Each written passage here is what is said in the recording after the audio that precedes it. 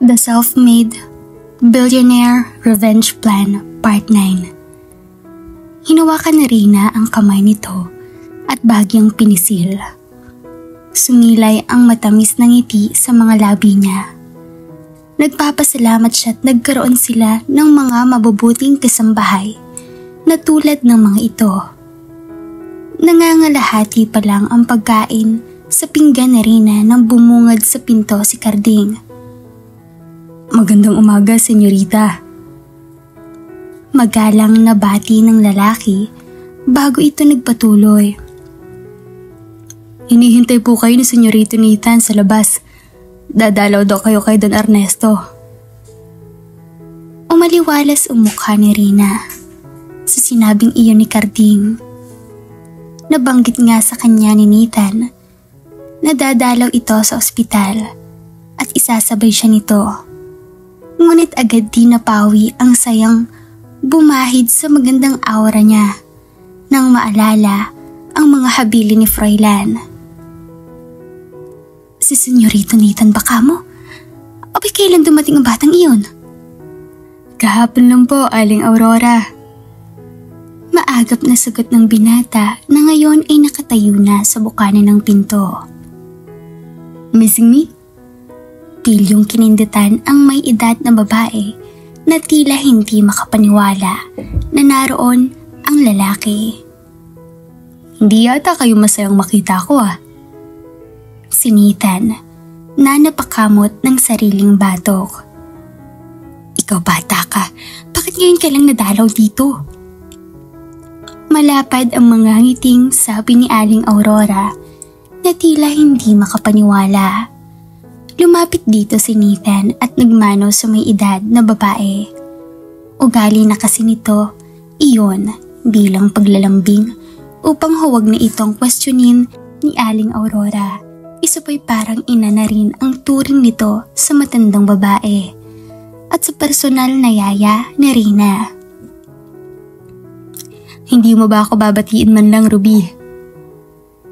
May simpatikong ngiting sabi ni Nathan sa dalagang tahimik lang na nakamasid. Hello po, Senyorito Nathan. Kamusta ho kayo? Nauutal pang wika ng dalaga. Ayos lang ako at kung maaari sana, huwag mo akong pinopo at ho. Ilang taon lang naman ang tanda ko sa'yo. Kung iyan ang nais mo, Senyorito, sinuklaan iyon ni Nathan ng matamis na ngiti. Maari ba akong makikain ng almusal, Aling Aurora? Sinadyang hinimas-himas ang sikmura pero ang mga mata ay nakatuon kay Rina. Aba iyo, syempre naman. Baka nakakalimutan mo na dito ka nag-aagahan. Tanghalian at hapunan noong naririto ka pa.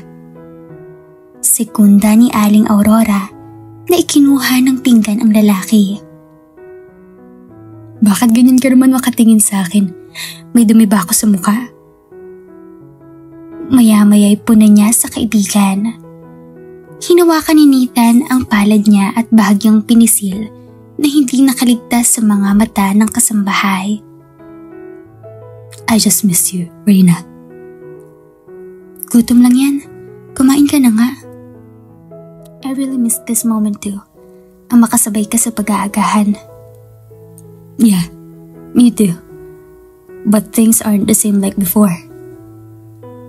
Sumang-ayon sabi ni Nathan. Hindi na itago ang lungkot na makita sa magandang mukha ni Rina. Everything will be fine, Rina. Just trust me. Sabi ni Nathan na nakita pa rin niya ang matamis na ngiti sa mga labi. Senyorito, gusto niyo ba ng juice? Yes, please, Ruby. Pwede bang Nathan na lang ang itawag mo sa akin? Nagmumukha akong matanda niyan Kunwari reklamo ni Nathan. Sige po, Nathan. And again, cut po and ho, please. Baka mawalan na ako ng gana niyan. Sige, kung yan ang gusto mo. O iho, kumain ka ng marami. Mukhang kaparehas ka ni Senyorita Rina na hindi na halos nagkakakaina. Pulido po iyan, Aling Aurora. Marami akong kakainin at mababaon pa ako para sa tanghalian ko mamaya. Kilapad ng mga ngiting wika ng lalaki na ikinatawa na lang ng mga kasambahay. Si Nathan na rin mismo ang naglagay ng mga pagkain sa pinggan ni Rina. Asikasong asikaso nito ang dalaga at tila ba isang prinsesa. Kulang na lang ay subuan nito ang dalaga. Kailangan mong kumain ng marami, kaya gusto kong ubusin mo ang mga to. Kit pa ni Nathan na hindi naman niya tinanggihan. Tahimik lamang si Rina habang kumakain. Nakikinig lamang sa mga kwento ng binata. Halatang ganadong-ganado sa pagkain habang inilalahad nito ang mga nangyari dito noong nasa labas ito ng bansa. Hey, you eat like a bird. Pamumuna sa kanya ni Nathan na muling naglagay ng pagkain sa kanyang pinggan. Busog na ako. Rina, ubusin mo yung pagkain mo. Panggigiit nito sa kanya at sinunod din sa huli. Ilang buwan din silang hindi nagkita ng kaibigan at na-miss din naman niya ito na makasalo.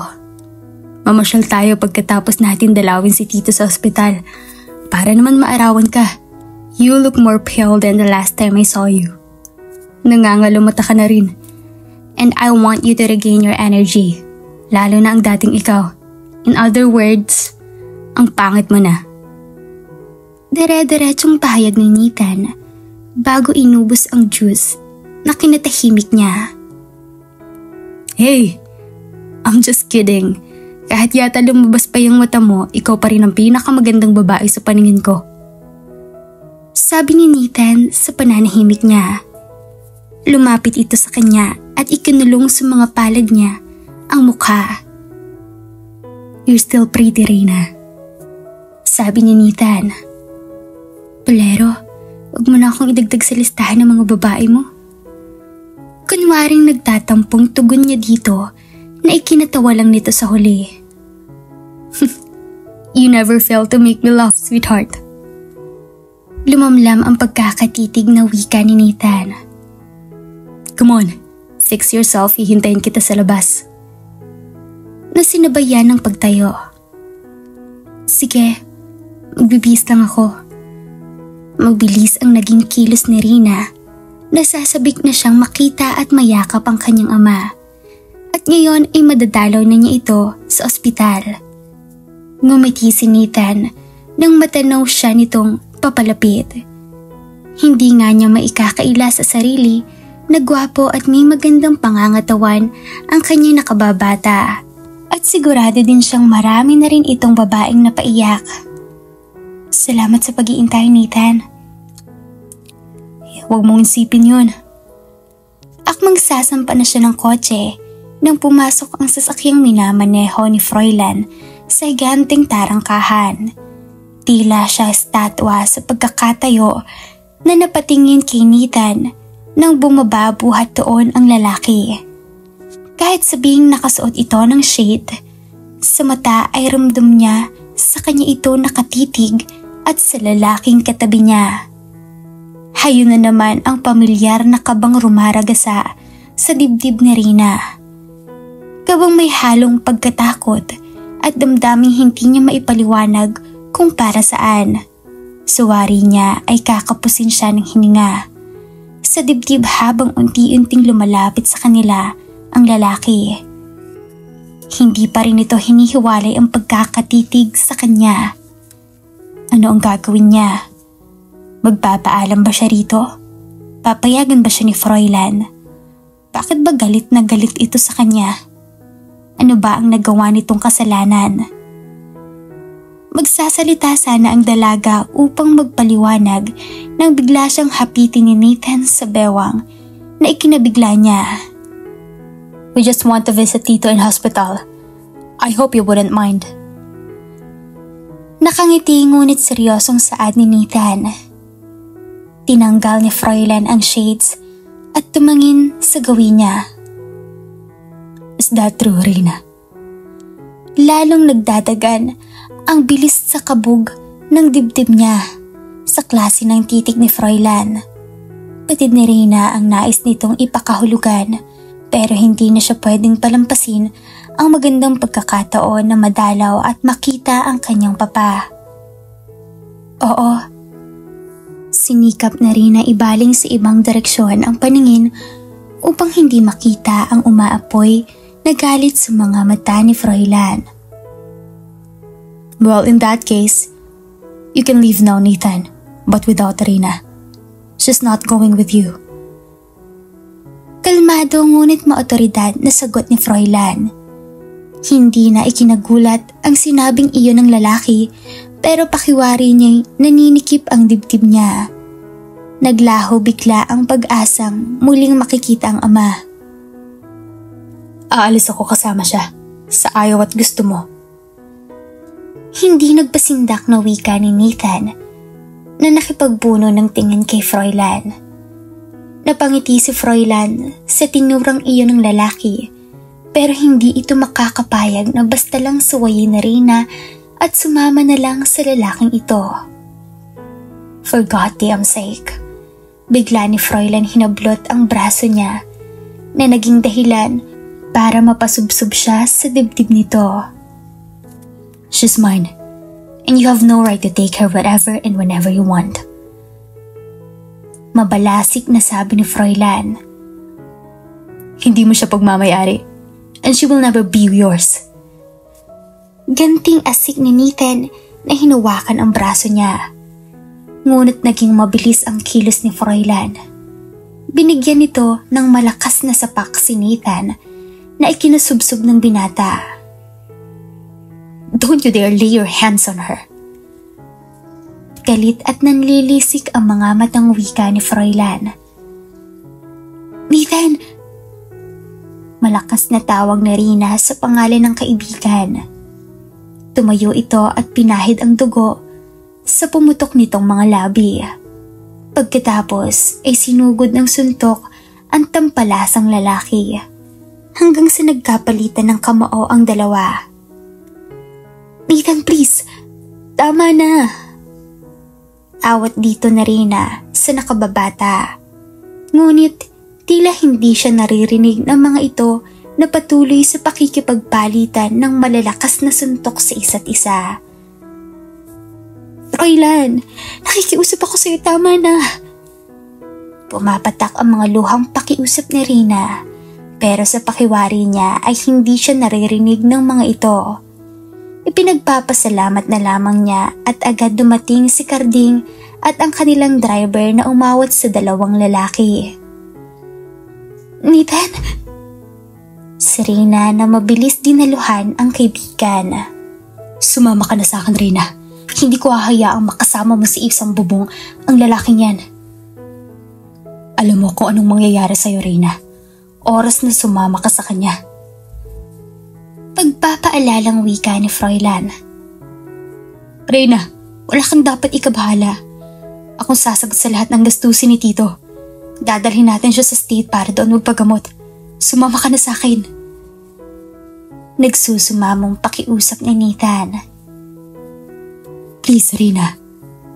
I can take it seeing you like this. You don't deserve this. I can give you everything and anything you need. Just come with me. Let's get inside, Reyna. Tawag sa kanya ni Froilan. I can't come with you, Nathan. I'm sorry. Please, umalis ka na. Wika ni Reyna. Naluhaan ang mga mata. Reyna. Please, Nathan. Just leave. Huwag mo akong alalahanin. Ayos lang naman ako eh. Sabi ni Reyna na pinahid ang mga luha sa magkabilang pisngi. But, umalis ka na, Nathan.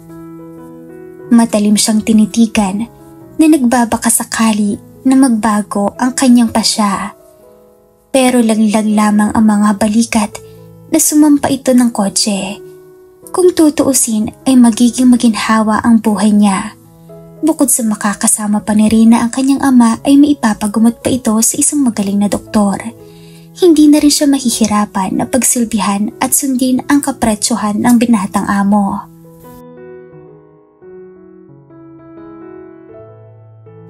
At dito na po nagtatapos ang ating kwento. Sabay-sabay po nating abangan ang susunod na kabanata. Maraming salamat po. Stay safe and God bless.